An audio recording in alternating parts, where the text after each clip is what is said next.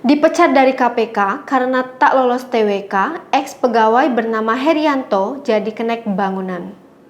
Banyak mantan pegawai KPK yang memilih menjadi pedagang hingga kenek bangunan. Pimpinan Komisi Pemberantasan Korupsi KPK, Firly Bahuri CS, telah memecat 57 pegawai yang tak lolos asesmen tes wawasan kebangsaan (TWK) per 30 September 2021. Seorang pegawai yang didepak dari KPK kini bekerja sebagai kenek bangunan.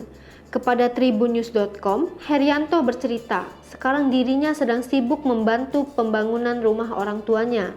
Hal tersebut dilakukannya lantaran saat ini Herianto beserta keluarga tempat tinggalnya masih mengontrak.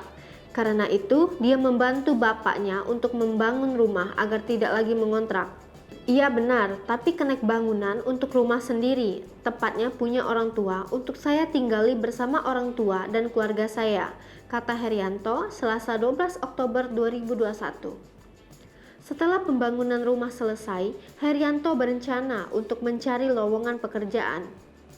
Namun, tidak menutup kemungkinan jika ada tawaran untuk menjadi kenek bangunan, Herianto akan mengambil. Herianto bekerja di KPK sejak 2009 sebagai cleaning service.